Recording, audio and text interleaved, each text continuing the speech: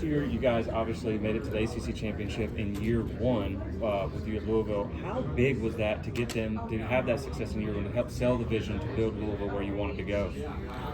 Well, it was a very productive year for us, and successful in the fact that we did get to the championship game. We had a chance to win it in the fourth quarter, so that was great to see our team do that. We won a bunch of close games early in the season to help kind of propel us to having a successful year. So that's good. Our fan base was happy. They came out and supported us. We got a great venue in L&N Cardinals Stadium. That's a tremendous place to watch a game. So we want to build on that, and how you do that is by winning games and being very competitive every week and finding ways to win tough games on the road as well to elevate your program.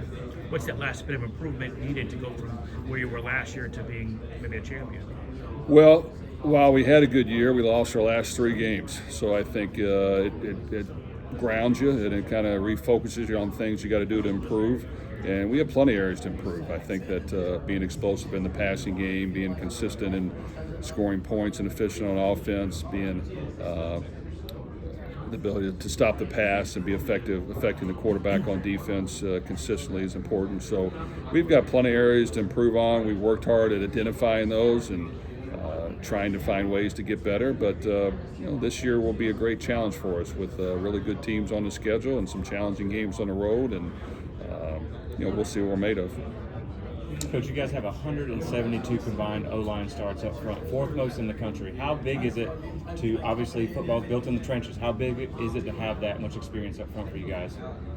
I do like the depth we have on both the offense and defensive line. I think if you look at the elite teams every year in college football, you always have some good skilled players and maybe a difference maker here and there, but the ones that are dominant up front are the ones that are going to win a lot of games. So, it's not easy to get to that point. You've got to recruit, you've got to develop, but I do think we have depth at both sides, and we'll be able to play hopefully about 10 people on the offensive line and at least 2 or 3 deep on the defensive line, and that'll keep guys fresh, it'll provide competition, and hopefully it'll make us a better team. And to follow up with that real quick, you guys are kind of starting over a little bit at some of the skill positions, but you brought in a lot of talented transfers. Can you kind of talk about what you've seen from the guys at the skill positions?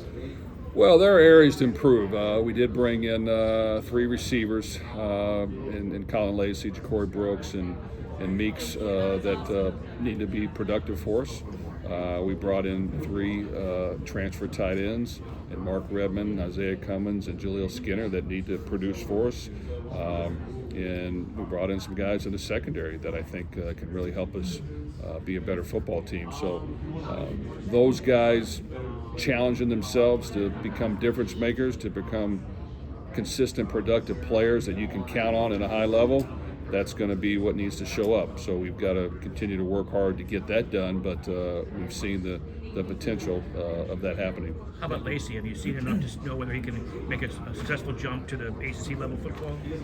Well, he's definitely has great strength, has good speed, really good with the ball in his hands. We've had him all spring and all summer, and we've seen great strides. So I think he's ready to make that jump. I think he's improved quite a bit since we've had him, and we've got to make sure that he gets his touches. But yes, I think he can do a good job for us. In an ideal world, do you like spreading the ball around to different guys more? Do you like having that one go-to guy that you know you're going to target 8, 10, 12 times? Well, yeah, the more difference makers you have, the better you're going to be. Having a running back that you can count on and some others to spell them is important, and having a difference maker, a receiver, but others to spell them is important as well. So who that is going to be will be determined, but I think we have potential that just has to emerge come game day and has to show up every week and has to be consistent about it, has to keep themselves healthy. So it's not really one specific position, but receiver, tight end, and running backs, those guys got to make plays for us, and the quarterback has to be consistent as well in his play. You guys are one of a few teams to bring in multiple tight ends through the transfer portal in the league. Any reason why you think that position is starting to be more sought after in the portal and the transfer market? Well, I know for us, in my opinion, to build a successful offense, you have to have really good tight end play. It's important to have guys that can control the field in between the hashes, catch balls in traffic, can be a quarterback's best friend with an easy throw over the middle, but also stretch the field a little bit up the hashes. The ability to block is important, but if they're not dominant, it's okay. We can make that work as well. So we were not as productive than area last year just because we didn't have any experience coming back. That's just what we inherited, but we feel like we're better now. And, those guys stepping up and making plays will be crucial for our success. Coach, when you were at Purdue, you had to recruit just high school players, really one thing. Now you got to recruit 3 times. The high school players, your own players to stay, and transfers coming in. How taxing does that be on you? It's just extra time. Well, there is a whole lot more time put on recruiting. There's a whole lot more time put on roster management. There's a whole lot of time spent doing that. That, yes, was never used to have to be done to this degree. So it's part of it now. I think my last year at Purdue, we didn't really do much in the NIL space at all. Now that that's a part of it at the University of Louisville and the transfer portal and all that, there's a whole lot more to managing a roster, but you just got to embrace it. I mean, does it require more thought, more time and energy? Yes, but if you want to win, you got to do it. Have you, what are you feeling about all the kind of technology that's coming into the game, whether it's getting to use an iPad down on the field, how you're communicating with the quarterback? Are you guys ready for that, or is that something you're having to drill to or figure out? Well, I think that at some point technology advances are going to happen. The fact that the earpiece has taken this long to get in college football when it was even in the NFL when I played, which was a long time ago, is shocking to me. So I think in general, with the emergence of sign stealing going on, as you guys are aware of, it's important to have that mechanism. If you don't want your signals being stealed, then you want to use the earpiece and you want to use that to communicate. So I think that's a good mechanism to help control that. Are some teams going to utilize it as much as others? They're probably not. The no-huddle teams, the teams that haven't used it before. So you got to use it to your advantage when it comes to iPads on the sideline. I think in the NFL they went to the still pictures for years now. These are actually iPads that you can get video on of things that have happened. The ability to use it on the sideline in the press box, I think, would be beneficial.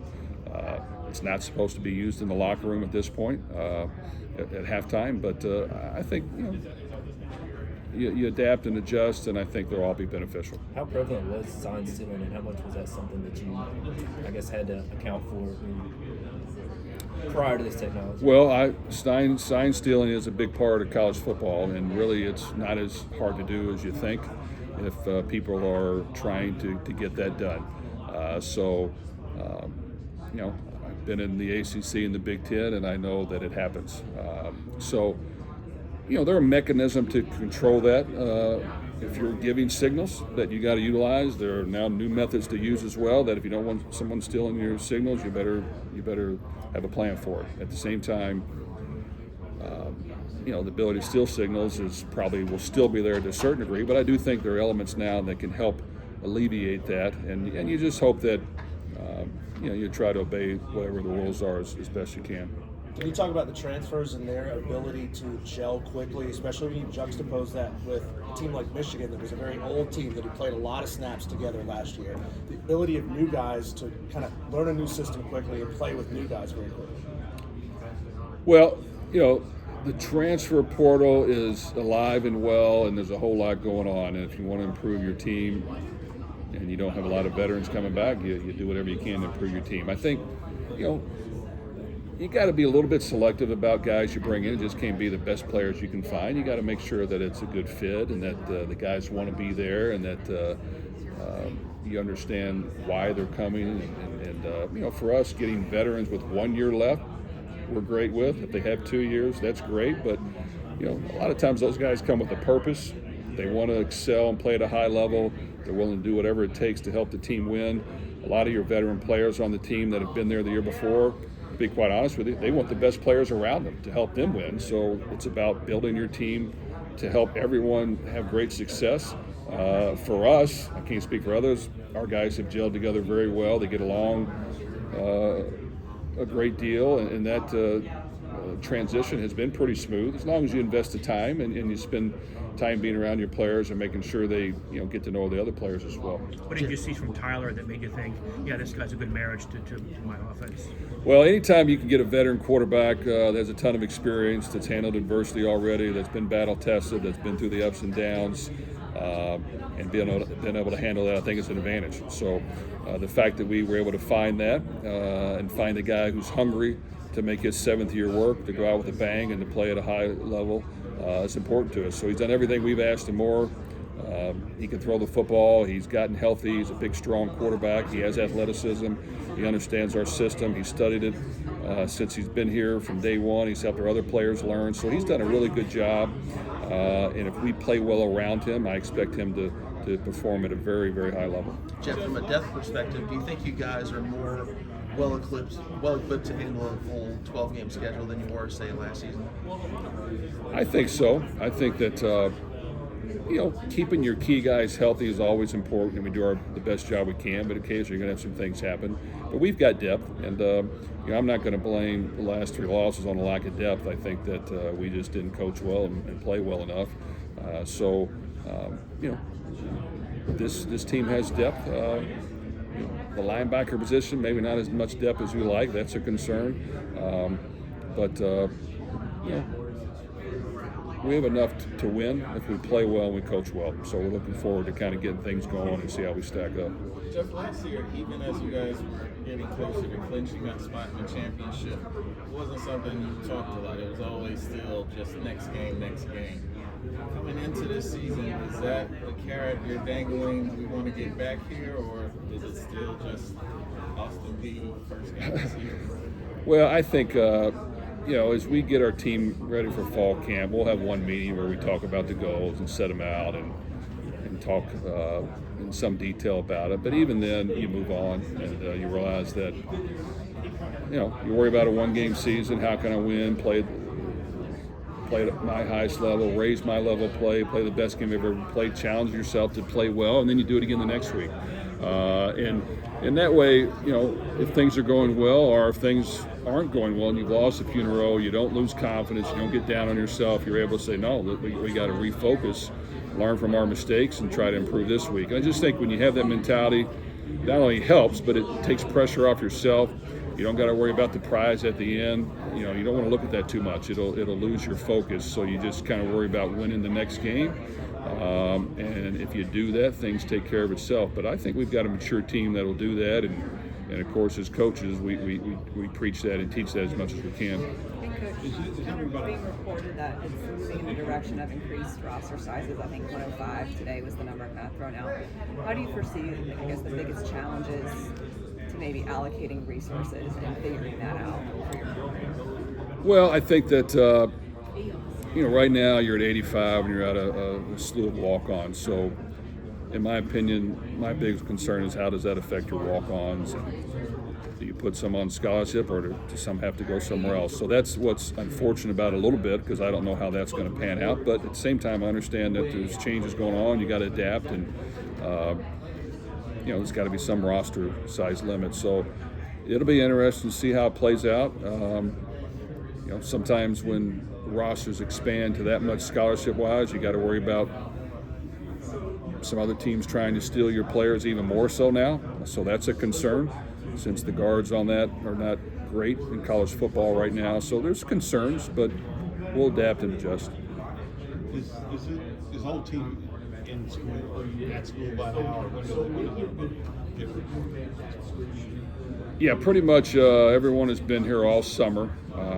There could be one addition late, but everyone's been here all summer, and they've been working out, and they've done a good job. And really, the months of June and July are critical conditioning and football months for us. We spend a lot of time doing it. Obviously, there's certain rules, you can only do so much, but you have to utilize those months, in my opinion, to get yourself ready for August and for the season, especially when you have a lot of new pieces.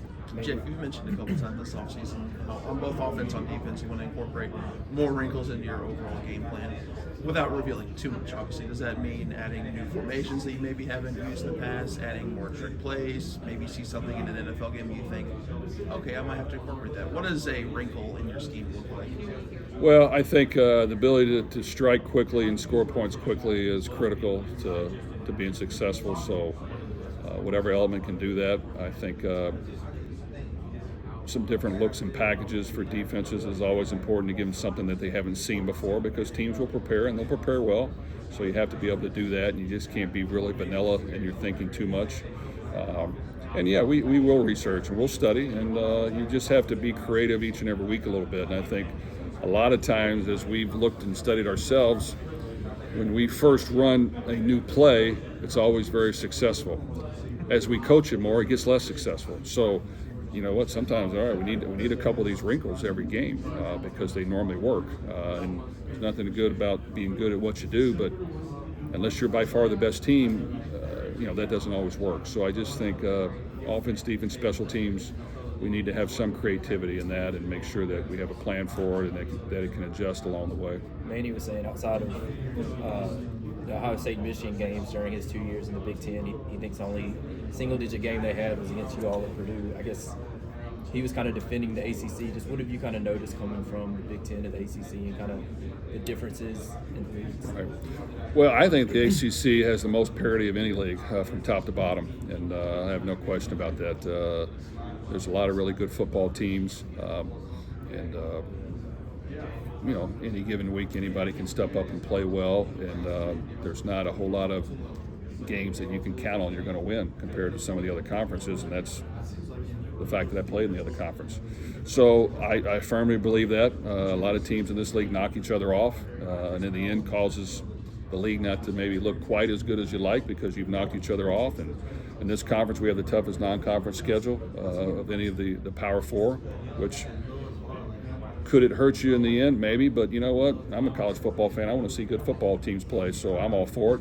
I'm all for good competition. You just got to find a way to win those tough non-conference games. So I like the football teams in this conference, and I think without question, if certain teams play well and they're consistent every week, they'll be in the fold for the 12-team playoff. Coach, looking at last year, kind of following what he said with what happened with Florida State and whatnot, how do you feel the 12-team playoff will be good for the game to kind of erase some of that judgment call on who's the best team and give everybody, more teams a chance to go in and show what they can do? I think the 12-team playoff is a great idea. It's been something that everybody's wanted for a long time, and it will definitely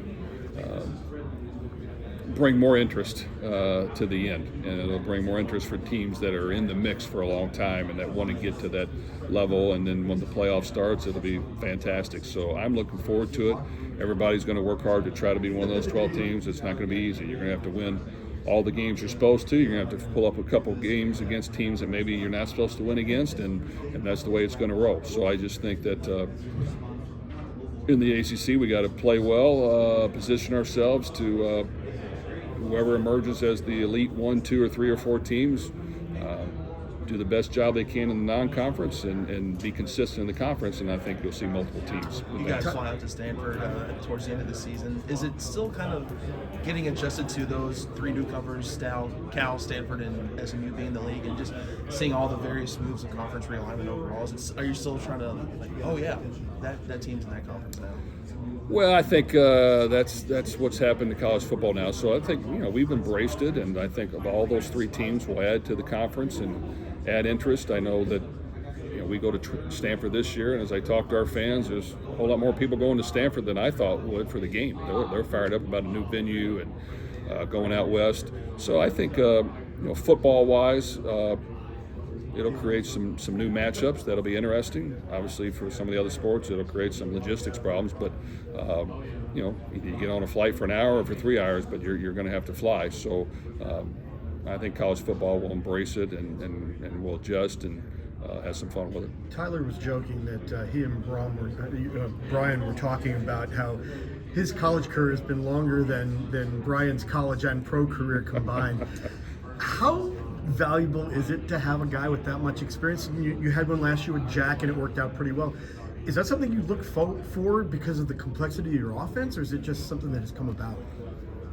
Well, veterans at that position, the quarterback position is unique. I think I have a decent feel for it, where if you get a guy that's battle tested, that's had ups and downs already, that's experienced some adversity along the way, that's been able to learn other offenses previously, I think it's a plus. And the fact that he's here with 1 year left and he knows that he's got to prove himself this year and prove that he can play on a different team with new people and a new offense is a great opportunity for him. So we're fired up about having him.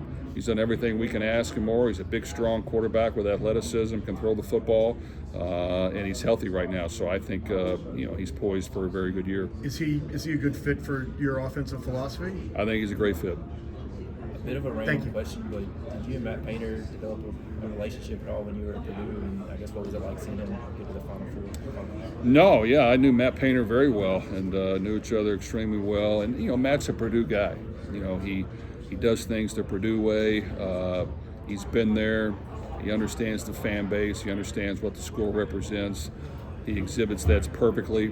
He built a roster in a way that he believes in building it, which is developing players.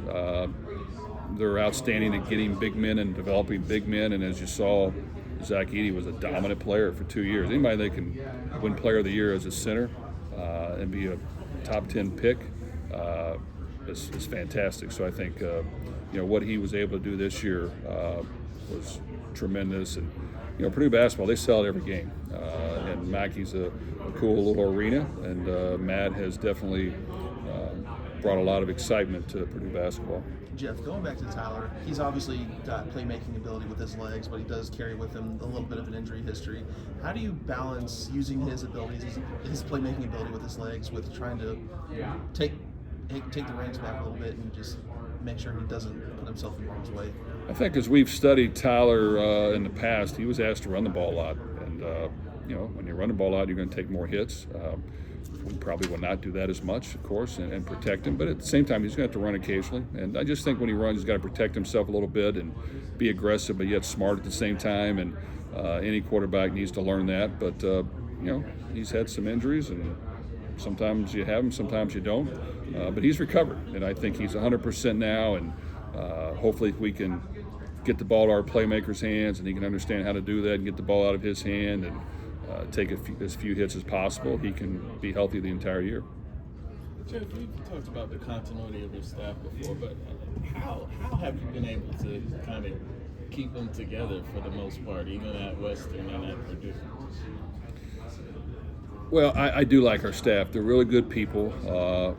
I've known them for a long time, other than a few new pieces that we've had in the past, and those guys have fit in well. I just think what I've learned over the years, if you hire really, really good people of high character that want to do things for the right reason, that are willing to collaborate and work with others and not point the fingers at other people but themselves first, and work through problems together, you can have success. And this crew we have now does that. They get along, offense and defense. They're not separate. We all know each other. We're around each other all the time. We communicate. We talk. I'm a big part of both sides of it. And I want it that way, and I made that adjustment about 3 or 4 years ago, and it was beneficial to be more heavily involved in both sides of the ball. And I just think that they understand what we're all about. They love the city of Louisville. They know what we can achieve there if we do things right.